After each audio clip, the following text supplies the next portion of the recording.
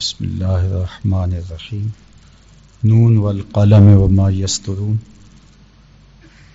ما انت بنعمت ربک بمجنون وان لک لاجرا غیر ممنون وانک لعلی خلق عظیم صدق اللہ مولانا العظیم وصدق رسولہ النبی الکریم الرؤوف الرحیم اللہم نور قلوبنا بالقرآن وزین اخلاقنا بالقرآن وادخلنا الجنۃ بالقرآن ونجنا من النار بالقرآن قال اللہ تعالی وتبارک فی شان حبیبہ مخبرا وعامرا ان اللہ وملائکتہ یصلون علی النبی یا ایھا الذین آمنوا صلوا علیہ وسلموا تسلیما اللہم صلی علی سیدنا و مولانا محمد معدن الجود والکرم صلاۃ و سلاما علیک یا سیدی یا رسول اللہ وعلی آلک و اصحابک یا حبیب اللہ۔ حمد و تعریف و توصیف اللہ جل مجدہ الکریم کی ذات بابرکات کے لیے جو خالق کائنات بھی ہے اور مالک شش جہات بھی۔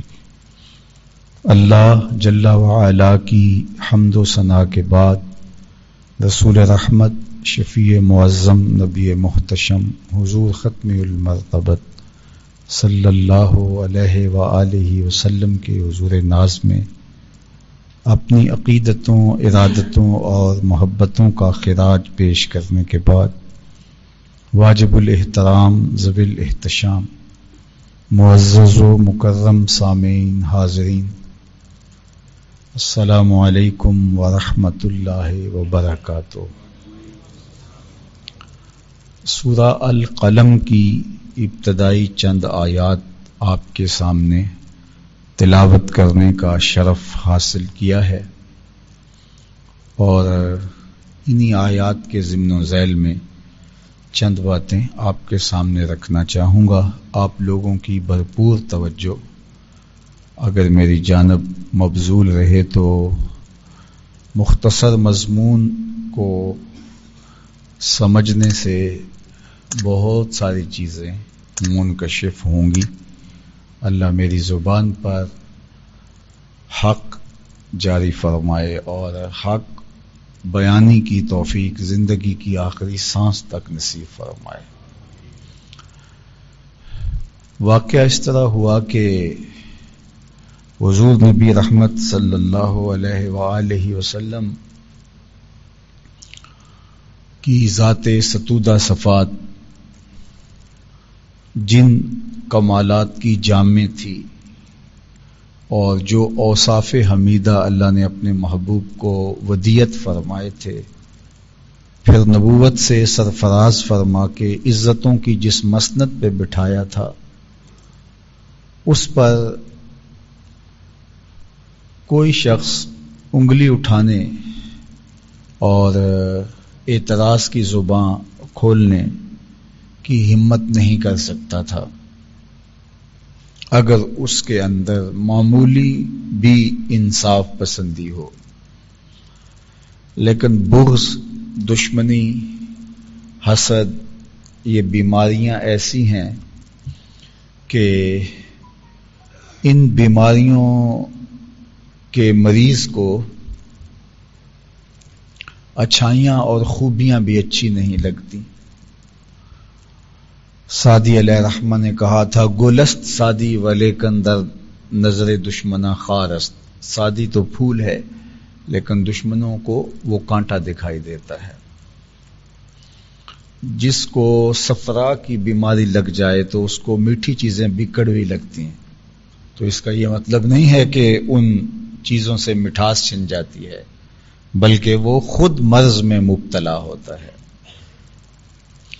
تو حضور علیہ السلام کی سیرت، آقا کریم کا کردار، حضور کے گزرتے ہوئے شب و روز، حضور کی پاکیزہ زندگی، شبنم سے بھی پاکیزہ تر، سحر سے بھی پاکیزہ تر، عقل و دانش، فہم و ادراک، معاملہ فہمی، لوگوں کے ساتھ رویے اور اخلاق عالیہ کی جو شان حضور کو عطا کی گئی وہ حضور علیہ السلام کا ہی مقصوم تھا، لیکن حضور کی دعوت کو مسترد کرنے والے کفار نے حضور پر طرح طرح کے الزام لگانے شروع کیے۔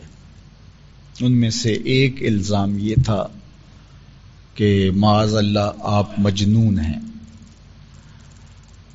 تو اللہ تعالیٰ جل شانہ نے سورہ القلم میں ارشاد فرمایا، نون والقلم وما یسطرون، قسم ہے قلم کی اور قسم ہے قلم جو لکھتی ہے، ما انت بنعمت ربک بمجنون، آپ اللہ کی نعمت اور اس کے کرم و فضل سے مجنون نہیں ہیں۔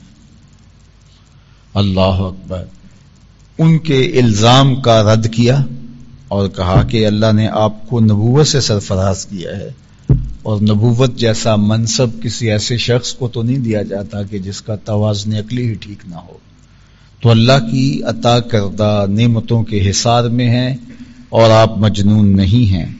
وَإِنَّ لَكَ لَأَجْرًا غَيْرَ مَمْنُونٍ، اور آپ جو کار نبوت کی ذمہ داریاں ادا کر رہے ہیں اس کا جو صلہ اللہ آپ کو عطا فرمائے گا، اس کا جو اجر عطا فرمائے گا، اللہ اکبر، اس کی فراوانیوں کا اور اس کی عظمتوں کا بیان فرمایا، اور پھر ارشاد کیا وَإِنَّكَ لَعَلَىٰ خُلُقٍ عَظِيمٍ۔ یہ تو لفظ مجنون بول کر کے اپنے خود سے باطن کا اظہار کر رہا ہے، میں رب ہو کے کہہ رہا ہوں محبوب تیرا خلق عظیم ہے۔ تو محبوب کریم علیہ السلام کی عظمت کو سورہ القلم میں بیان فرمایا گیا۔ تو کوئی دشمن، کوئی بدخواہ، کوئی شاتم رسول کچھ بھی کہے تو وہ اس کے خب سے باطنی کا ایک اظہار ہے، جس کو وہ آزادی اظہار کا نام دیتا ہے۔ وہ آزادی اظہار نہیں بلکہ اظہار خب سے باطن ہے۔ باقی رہی بات حقیقت واقعیہ کیا ہے، تو وہ اللہ نے قسم کی، قلم کی اور قسم کی، اس کی جو قلم لکھتا ہے، کہا قسم قلم کی اور قسم لکھی ہوئی سطروں کی، محبوب تیرا خلق عظیم ہے۔ تو اللہ کے فضل سے اس کی عطا کردہ نعمتوں کے حصار میں ہے۔ جنون کا کیا تعلق تیری چوکھٹ سے؟ تیری چوکھٹ کے ذرے بھی دانش بانٹتے ہیں، اور تیرے نالین سے لگے ہوئے ذرے بھی دنیا کو عقل و بینش کا نور دیتے ہیں، تیرے نقوش قدم لوگوں کی راہبری کرتے ہیں۔ تو کیا تعلق آپ کا جنون سے؟ تو یہ مجنون خود ہے جو آپ کو یہ الزام دیتا ہے، اور اس پر قسم کی قلم کی اور اس پر قسم کی قلم کی لکھی ہوئی سطروں کی۔ اللہ اکبر۔ آج دنیا کے اوپر آزادی اظہار کے نام سے جو فتنہ شروع کیا مستشرقین نے آج سے کئی سو سال پہلے،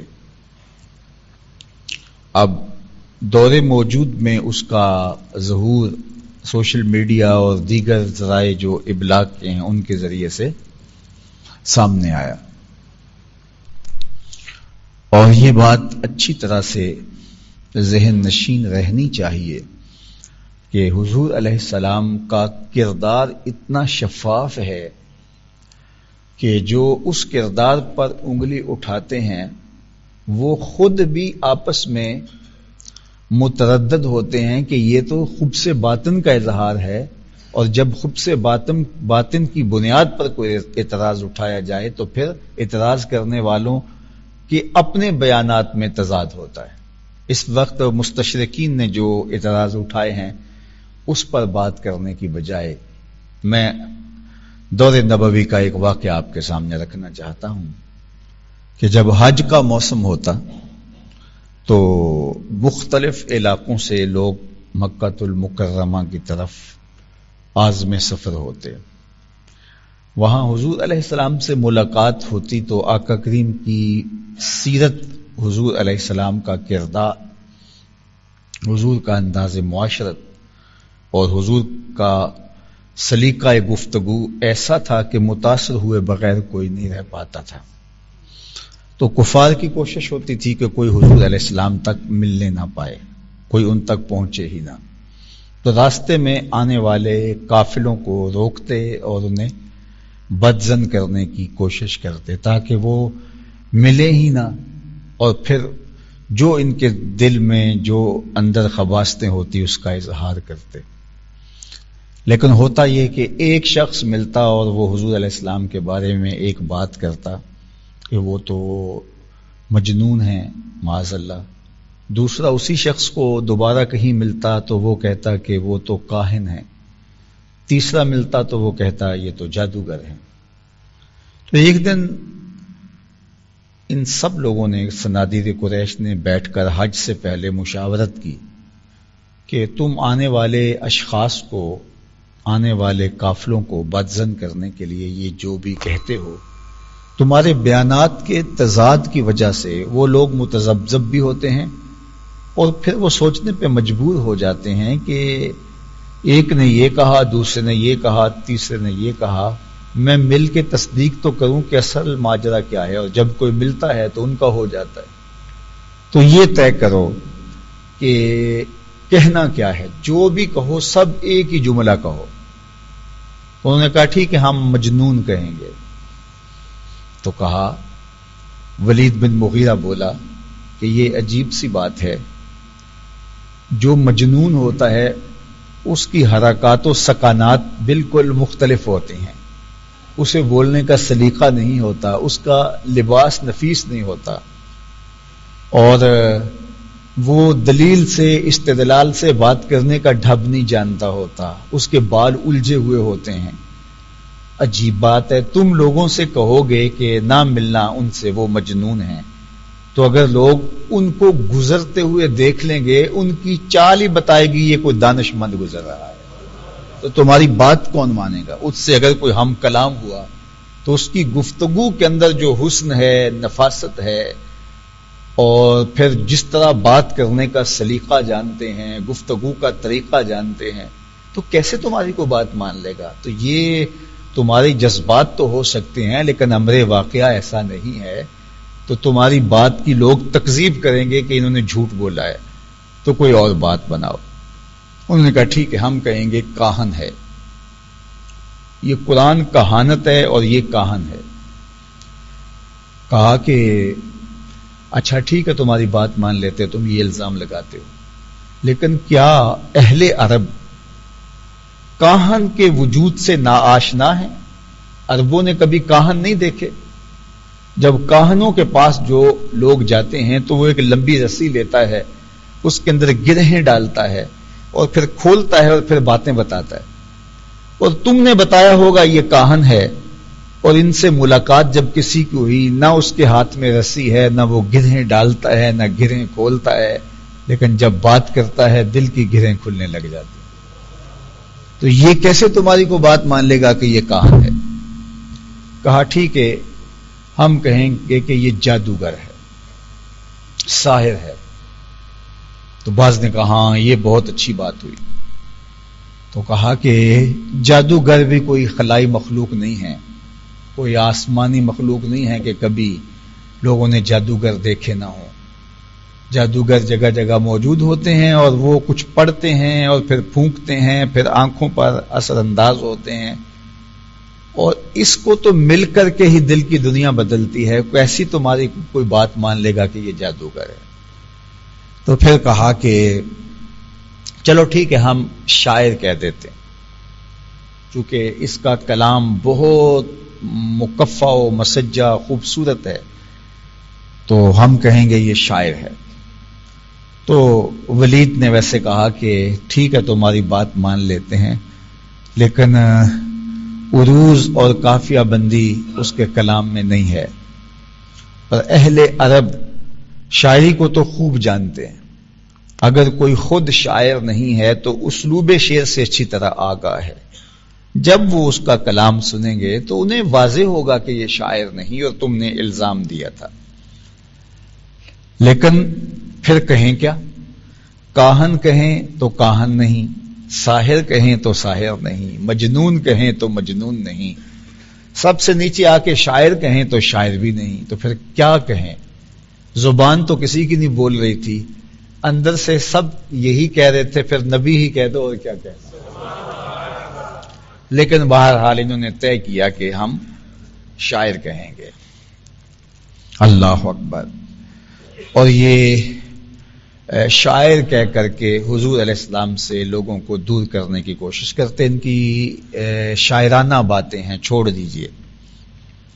لیکن معاذ اللہ دوسرے لفظ بھی انہوں نے کہے. حضرت عمر رضی اللہ تعالیٰ عنہ اپنے ایمان لانے سے قبل کا واقعہ بیان کرتے ہیں. کہتے ہیں کہ میں ایک دن گھر سے نکلا اور میری نیت تھی کہ میں حضور علیہ السلام کو اذیت پہنچاؤں. میں سین حرم میں پہنچا تو آپ آقا کریم نماز میں تھے، تو میں بھی پیچھے جا کے کھڑا ہو گیا اور حضور تلاوت کر رہے تھے.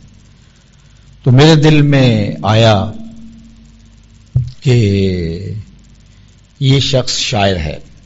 جس طرح مکفّا اور مسجع اور خوبصورت دل آویز کلام تھا، تو میرے دل میں آیا کہ یہ شاعر ہے. تو حضور علیہ السلام نے فرمایا انہ لقول رسول کریم، تلاوت کرتے ہوئے انہ لقول رسول کریم وما هو بقول شاعر قلیلا ما تؤمنون. تو میں نے کہا یہ تو شاعر نہیں ہے. پھر میرے دل میں خیال آیا کہ یہ کاہن ہیں.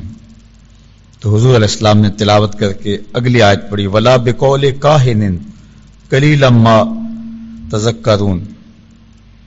تو پھر آگے آواز آئی تنزیل من رب العالمین، یہ رب کا نازل کردہ کلام. تو یہ شاعر بھی نہیں ہیں، یہ کاہن بھی نہیں ہیں، یہ ساحر بھی نہیں ہیں، یہ جادوگر بھی نہیں. انسان کا کردار اتنا مضبوط ہو کہ جو آپ پر الزام لگانے والا ہو، وہ جو الزام آپ کے لیے تراشے اس کو پھر رد کر دے، پھر تراشے پھر رد کر دے. اور جو الزام آپ کے اوپر لگا بھی دے وہ خود مطمئن نہ ہو. یہ کردار کی بلندی ہوتی ہے. یعنی کردار کی اونچائی یہ ہے کہ یہ باہم میٹنگ کر رہے ہیں بیٹھ کے کہ اس شخص پر الزام کیا لگایا جائے. تو شاعر لگاتے ہیں تو پھر خود ہی کہتے ہیں کہ شاعر نہیں. کاہن کہتے ہیں تو خود ہی کہتے نہیں. کہانت تو اور چیز ہے اور ان کا انداز اور ہے. اور اگر یہ ساحر کہیں، جادوگر کہیں تو کہیں کہ جادوگر بھی نہیں ہے. اور پھر معاذ اللہ اگر مجنون کا لفظ بولیں تو یہ تو بات جو ہے وہ خود ہی کہتے ہیں کس طرح کوئی تمہاری بات مان لے گا، جبکہ وہ اتنے اچھے خلق کا مالک ہے اور ان کا طرز زندگی اتنا مرتب اور منظم اور اخلاق کریمانہ کہ خدا خدا ہو کہ ان کے خلق کی گواہی دے رہا ہے. خلق عظیم کہا. اللہ اکبر. اور ام المومنین سیدہ عائشہ رضی اللہ تعالی عنہا سے جب حضور کی سیرت کے بارے میں پوچھا گیا تو انہوں نے بھی برجستہ جو جملہ کہا وہ تھا وَقَانَ خُلُقُهُ الْقُرْآنِ. اے مخاطب اگر تو پوچھنے آیا ہے تو سن لے، ان کی سیرت کیا ہے؟ تو ان کی سیرت دیکھنی ہے تو قرآن کھول کے بیٹھ جائے. قرآن کے بتائے ہوئے اسلوب کے مطابق ان کی زندگی ہے. قرآن کی تھیوری کا اگر تم نے پریکٹیکل دیکھنا ہے تو وہ ذات رسالت مآب صلی اللہ علیہ وسلم کی حیات طیبہ ہے.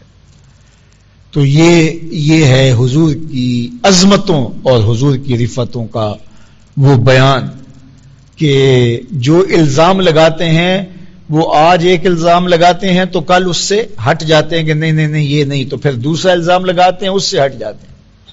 تو آج بھی دنیا کے اوپر جو الزام حضور علیہ السلام کی ذات پہ لگاتے ہیں تو ان کی آپس گفتگو کے اندر تضاد ہے. کوئی کچھ بول رہا ہے، کوئی کچھ بول رہا ہے. اور جہاں تک حضور کے کردار کی بات ہے تو کسی کے کردار کے حوالے سے برجستہ کوئی بات کہنا یہ اس کے کردار کی عظمت کی دلیل ہوتی ہے. یعنی کسی شخص کے بارے میں آپ کسی سے پوچھیں وہ کیسا ہے تو وہ سوچ کر بتائے کہ وہ اچھا ہے، یہ ہے، تو پھر بات اور ہے. اور وہ برجستہ اس کے بارے میں رائے دے تو پھر اس کا مطلب یہ ہے کہ اس کا کردار اتنا واضح اور چمکدار ہے کہ اس کے لیے اس کو تفکر ہی نہیں کرنا پڑا. اب ام المومنین سیدہ خدیجۃ الکبریٰ رضی اللہ تعالی عنہا کی گواہی دیکھی حضور علیہ السلام کے بارے میں. یہ برجستگی کی میں آپ کو مثال ایک دینے لگا ہوں کہ جب حضور علیہ السلام پر پہلی وحی کا نزول ہوا تو قرآن نازل ہوا تھا، اور قرآن نے کہا یہ کتاب تو پتھروں پہ بھی نازل ہوتی، یہ کلام تو وہ بھی پہاڑ بھی ریزہ ریزہ ہو جاتے. تو یہ تو قلب مصطفیٰ تھا جو اس کو سہار گیا، لیکن اس کے اثر حضور کے قلب اطہر پہ تھے، اور آقا کریم کا بدن پسینے سے شرابور ہو گیا. اور پھر حضور علیہ الصلوۃ والسلام کی کیفیت یہ تھی کہ حضور کو سردی لگ رہی تھی. تو واپس جب گھر آئے تو فرمایا زملونی، مجھے چادر اڑا دو. تو ام المومنین حضرت خدیجۃ الکبریٰ نے حضور کے اوپر شال ڈال دی. تو فرمایا کہ مجھے اپنی جان کا خطرہ ہے.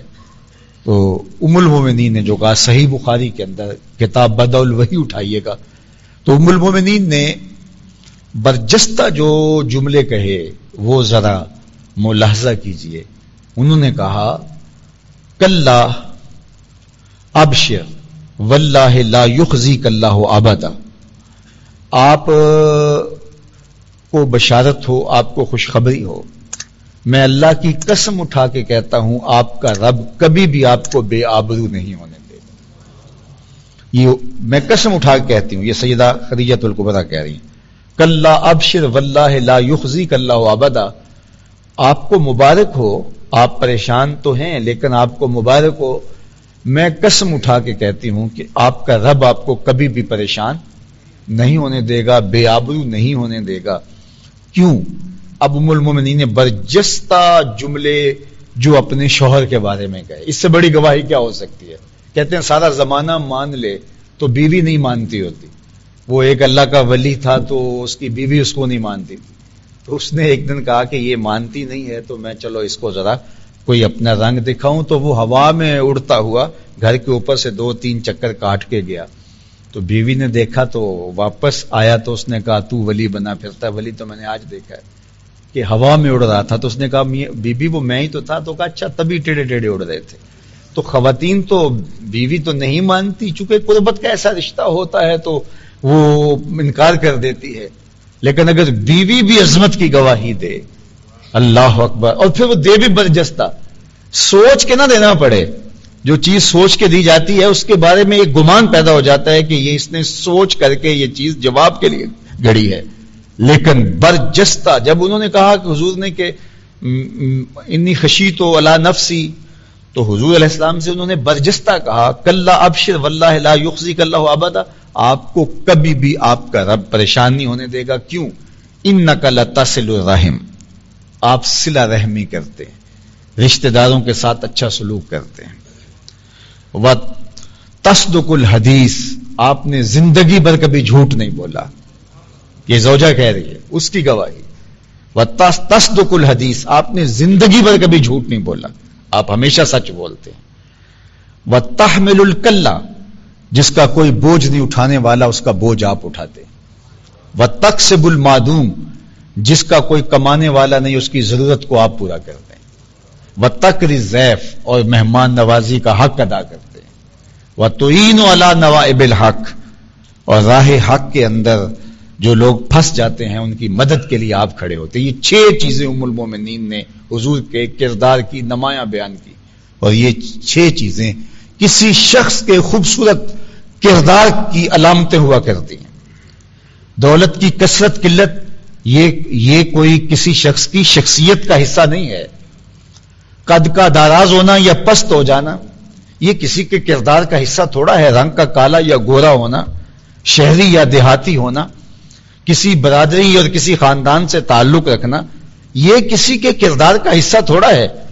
کسی کے کردار کے نمایاں وصف کیا ہیں؟ ام المومنین نے برجستہ وہ وصف بیان کیے.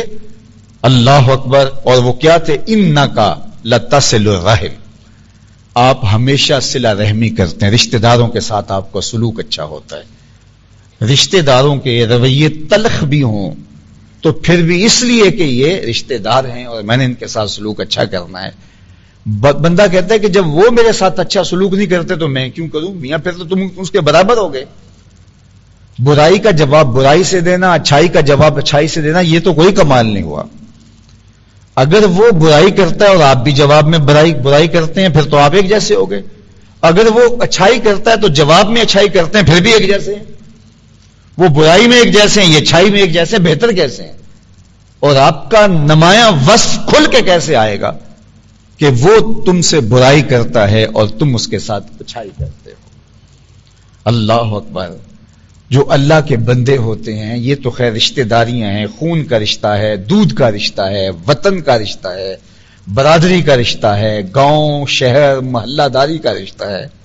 رشتہ نہ بھی ہو, شنیدم کے مردان راہ خدا, دلے دشمنا ہم نہ کر دند تنگ, تو راہ کیا میسر شود ای مقام کہ با دوستانت خلاف است و جنگ. میرے والد گرامی رحمت اللہ تعالی علیہ جہاں بیٹھتے تھے سامنے یہ شعر شیخ سعدی کا لکھوایا ہوا تھا انہوں نے کہ میں نے سنا ہے کہ جو اللہ کے بندے ہیں وہ تو دشمنوں کا دل بھی نہیں دکھاتے. تجھے تصوف کے مرتبے کیسے نصیب ہوں گے؟ تو اپنوں کے ساتھ جنگ چھیڑ کے بیٹھا ہوا ہے. تو دشمنوں کے ساتھ بھی ان کا رویہ ایسا نہیں ہوتا کہ ان کی دل آزاری کرے. اپنے تو پھر اپنے ہوتے ہیں. وہ ایک بزرگ تھے, وہ دریا کنارے وضو کر رہے تھے, تو ایک لکڑی تھی جس کے اوپر ایک بچھو تھا, تو پانی کے ہچکولے لیتی لکڑی, تو بچھو کبھی گرتا اور پھر بھاگ کر کے اس لکڑی سے چمٹ جاتا. تو انہوں نے دیکھا تو انہوں نے ہاتھ میں رکھ کے اس کو باہر نکالنا چاہا تو اس نے ڈنگ مار دیا, تو جھٹک دیا, پھر گر گیا, پھر انہوں نے نکالا, پھر اس نے ایک بار نہیں, 2 بار نہیں, 7 بار ہوا. تو بزرگوں کے ساتھ جو بیٹھا ان کا مرید تھا, تو اس نے کہا حضرت یہ 7 بار آپ کو ڈنگ مار چکا ہے اور آپ اس کو پھر بھی نکالنا چاہ رہے ہیں. تو فرمایا کہ وہ اپنی بری خصلت سے باز نہیں آتا, میں اچھی عادت سے باز کیسے آؤں؟ ڈنگ مارنا اس کی فطرت ہے اور اس کو بچانے کی کوشش یہ اللہ نے مجھے ودیت کی ہے, یہ فطرت میری ہے. تو اگر وہ اس فطرت خبیثہ سے باز نہیں آتا تو میں اچھی فطرت سے کس طرح دستبردار ہو جاؤں؟ تو سل من قطع کا, میرے اور آپ کے آقا حضور ختمی المرتبت نے حضرت عقبہ بن عامر رضی اللہ تعالی عنہ سے 3 باتیں ارشاد فرمائیں. سل من قطع کا, وات من حرم کا, واف عن من ظلم کا. 3 چیزیں.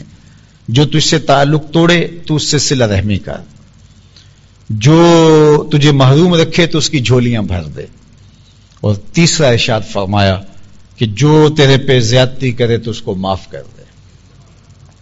سال معاشرت پر سکون رشتہ داریوں کے قیام کے لیے ضامن ہے یہ طریق اور یہ عمل. تو کہا انک لتصل الرحم, آپ صلہ رحمی کرتے ہیں, آپ کا یہ وصف نمایاں وصف ہے. دوسری بات انہوں نے کہی حضرت ام المومنین نے, وتصدق الحدیث, آپ ہمیشہ سچ بولتے ہیں, کبھی زندگی میں جھوٹ نہیں بولا. اور آپ جانتے ہیں کہ نبوت کا اعلان تو حضور نے 40 سال کی عمر کو پہنچ کر جو ہے وہ پھر فرمایا ہے, لیکن صادق اور امین حضور علیہ السلام کو پہلے ہی کفار کہتے تھے. یہاں تو گوشوارے جمع کروائے جاتے ہیں اور کوئی بندہ صادق امین مل نہیں رہا, اور اس کے لیے 100 معاملے, لیکن یہاں عدالتیں ثابت نہیں کر رہی کہ کوئی صادق اور امین ہے. یار 22 کروڑ کا بھرا ہوا ملک ہے اور آپ کو اچھے انسان ہی نہیں مل رہے. وتصدق الحدیث, آپ سچائی کے خوگر ہیں. تیسری بات وتحمل الکلہ, آپ جس کا کوئی بوجھ اٹھانے والا نہیں اس کا بوجھ اٹھاتے ہیں. یہ سال معاشرت کی ایک علامت ہے کہ کمزوروں کو ساتھ کھڑا کیا جائے. ہر شخص 1 سال میں ایک بندے کو اپنے ساتھ کھڑا کر لے تو مجھے بتائیے گا کہ معاشرہ کس قدر جو ہے وہ آگے بڑھے گا. لیکن اب تو ہوتا یہ ہے کہ ہم جو ہے وہ چھپا رہے ہوتے ہیں کہ کسی اور کو پتہ نہ چل جائے اور کوئی خیر حاصل نہ کر لے.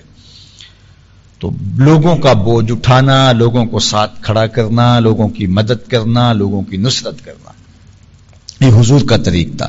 اور چوتھی بات فرمائی وتکسب المعدوم, جس کا کوئی کمانے والا نہیں ہے اور جو کمانے کی اہلیت نہیں رکھتا ہے اس کے لیے آپ کماتے ہیں. معاشرے کے سارے لوگ اس قابل نہیں ہوتے کہ وہ اپنی ضروریات کو از خود پورا کر سکے. اپاہج, کمزور, اور کچھ لوگ محنت کرنے کے باوجود بھی آگے نہیں بڑھ پاتے. کثیر العیال، بیوگان، یتاما، مساکین، بہت سارے بیمار، کمائی بہت ساری تھی لیکن بیماری ایسی آ گئی کہ سب کچھ بک گیا. تو اب یہ سارے لوگ جو ہیں وہ اس قابل نہیں ہیں کہ وہ اپنی ضروریات کو پوری کر سکے. تو جن کو اللہ تعالیٰ نے دیا ہے وہ ان کے ساتھ کھڑے ہوں.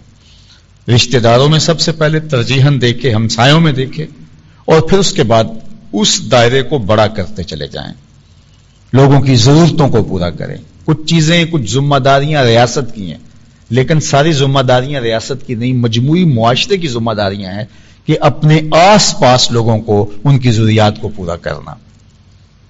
اللہ کے محبوب صلی اللہ علیہ وآلہ وسلم نے ہمیں اس کی عملی ترغیب دی ہے. اور یہ بات ذہن میں رکھیے گا، وقت اگر زیادہ نہیں ہو رہا تو میں عرض کروں کہ 3 ذرائع جو رزق کے جو ذرائع ہیں ان کو اختیار کرنے کی ہمیں ترغیب دی گئی ہے، لیکن اس کے لیے 3 نیات کا استحضار بہت ضروری ہے. تجارت کریں، کاروبار کریں، ملازمت کریں، کھیتی باڑی کریں، یا کچھ جو بھی کام کاج مزدوری کریں، اس سے رزق کمائیں. دیانت کے ساتھ حلال رزق کمانا حلال طریقے سے، یہ عین دین ہے. لیکن اس کے لیے 3 نیتوں کا استحضار یہ لازمی ہے. سب سے پہلی نیت جس کا استحضار ضروری ہے وہ کیا ہے؟ اپنے آپ کو سوال کی ذلت سے بچانے کے لیے کاروبار کیا جاتا ہے، رزق کمایا جاتا ہے کہ میں ضرورتیں رکھتا ہوں، مجھے 3 وقت کا کھانا بھی چاہیے، مجھے لباس بھی چاہیے، سر چھپانے کے لیے گھر بھی چاہیے، میری ضروریات ہیں. تو ظاہر ہے کہ اگر میں خود نہیں کماؤں گا تو یہ ضروریات پوری تو بہرحال ہونی ہیں، تو یہ کسی اور سے مجھے کرنی پڑیں گی، تو مجھے اس کے سامنے ہاتھ پھیلانا پڑے گا. تو اپنے آپ کو سوال کی ذلت سے بچانے کے لیے انسان کاروبار کرتا ہے، مزدوری کرتا ہے، ملازمت کرتا ہے. یہ پہلی نیت کاروبار کی، مزدوری کی، تجارت کی، دیگر ذرائع رزق کے حصول کی. دوسری نیت اپنے زیر کفالت لوگوں کی ضروریات کی تکمیل. بچے ہیں، بیوی ہے، اگر بہن بھائی ان کا کفیل ہے، بوڑھے ماں باپ ہیں ان کا کفیل ہے، تو ان کی کفالت چونکہ اس کے ذمے ہے.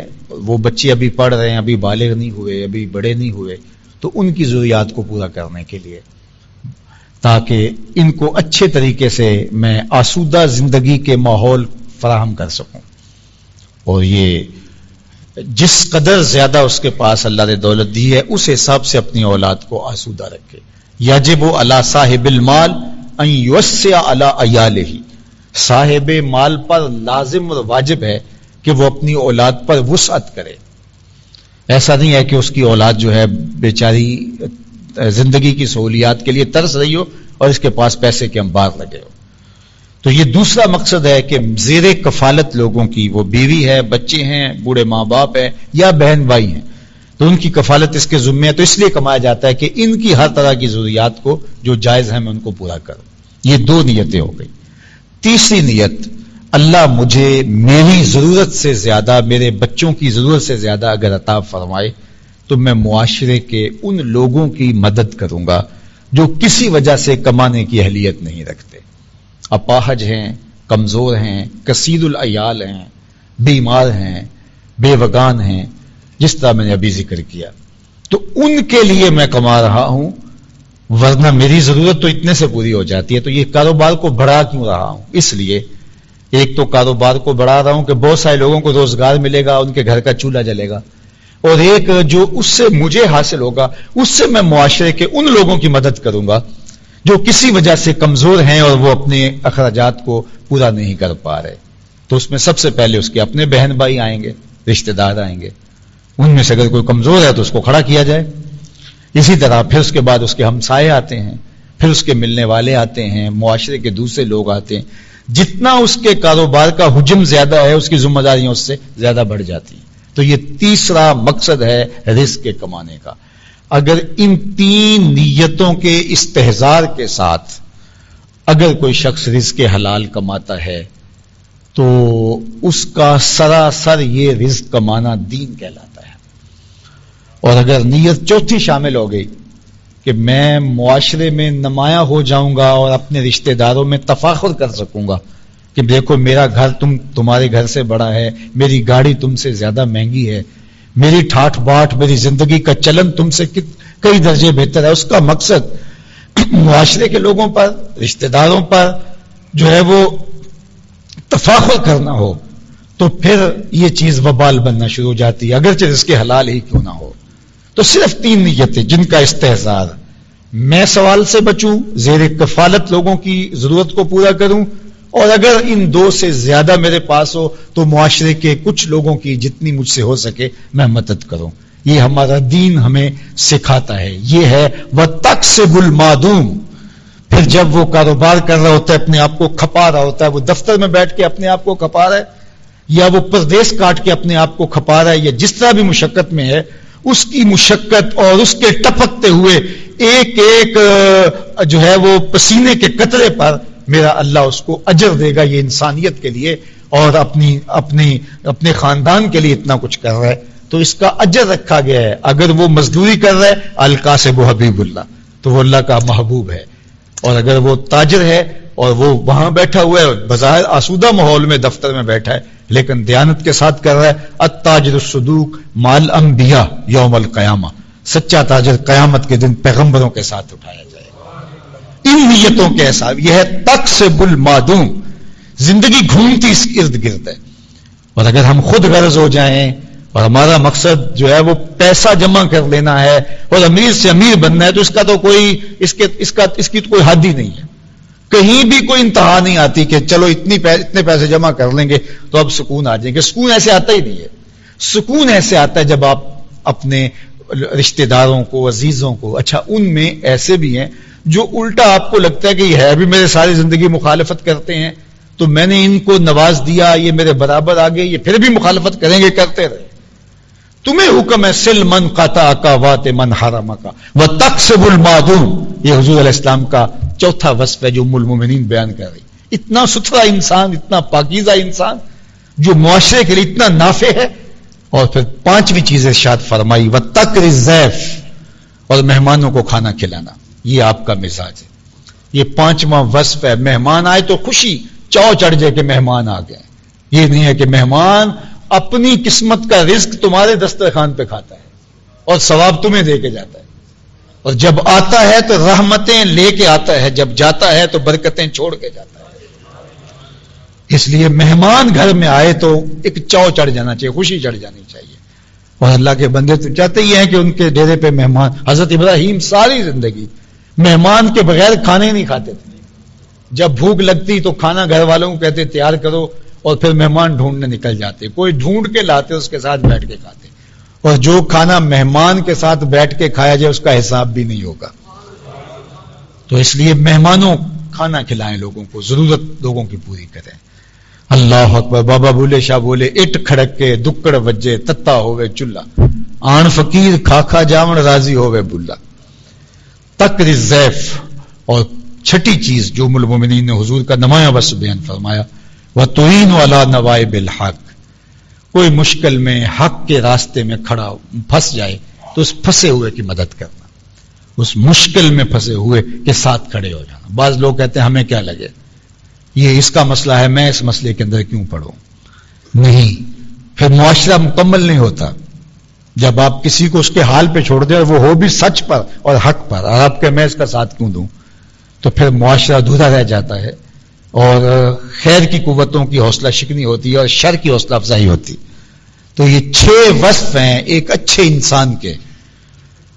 ایک وقت آیا کہ حضرت ابوبکر صدیق رضی اللہ تعالیٰ عنہ شہر مکہ چھوڑ کر چلے گئے لوگوں کے رویوں سے تنگ آ کے، تو ابن الدغنہ وہ کفار کا ایک بہت بڑا سردار تھا، وہ رستے میں ملا تو کہا کدھر جا رہے ہو؟ وہ کہا کہ مکے والوں نے جو ظلم و ستم ڈھائے ہیں تو مجھے تو اب یہاں نہیں رہنا۔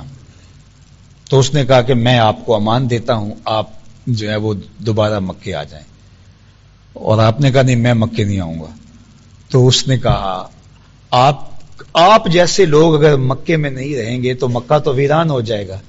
اور اس نے کہا کہ آپ تو وہ ہیں کہ لتصل الرحم، جو صلہ رحمی کرتے ہیں، وتکسب المعدوم وتعین علی نوا، وہ وصف جو حضور علیہ السلام کے تھے.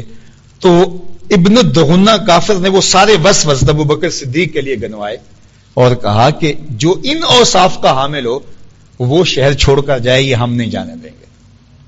بعض بات ہوتا ہے کہ کوئی ظالم بستی میں بستا ہے اور وہ کسی غریب کو یا کسی شریف آدمی کو تنگ کرتا ہے تو وہ مجبور ہو کے گاؤں چھوڑ جاتا ہے، شہر چھوڑ جاتا ہے کہ یہاں عزت نہیں ہے، تو لوگ خاموش ہو جاتے ہیں. خاموش کیوں ہو جاتے ہیں کہ آپ اس سے ٹکر کیوں لیں؟ تو اگر بستیوں میں سے، شہروں میں سے اچھے لوگ کوچ کرنے لگ جائیں کہ وہاں امن نہیں، طمانیت نہیں ہے، تو وہ بستیاں اجڑ جاتی ہیں. آیان سلطنت کو بھی سوچنا چاہیے، جب ملک کے اندر امن و امان قائم نہ رہے اور قابل لوگ اور اچھے لوگ، شریف لوگ ملک چھوڑنے پہ مجبور ہو جائیں تو پھر ملک برباد ہوا کرتے ہیں. ابن الدغنہ کافر ہونے کے باوجود اس نے یہ نہیں ہو سکتا کہ آپ جو ہے وہ شہر مکہ کو چھوڑ دیں جبکہ آپ ان خوبیوں کے حامل ہیں. تو کسی بھی سوسائٹی میں، کسی بھی معاشرت میں اچھے لوگوں کا موجود رہنا، اس کی برکتیں دائیں بائیں پھیلتی ہیں. اور اگر کسی سوسائٹی میں اچھے لوگ موجود نہ رہیں تو وہ سوسائٹی، وہ معاشرہ تباہ ہو جاتا ہے. تو حضور علیہ السلام کے یہ وصف ہیں اور ان اوصاف کی بنیاد پر بھی میرے رب نے کہا وَإِنَّكَ لَعَلَىٰ خُلُقٍ عَظِيمٍ.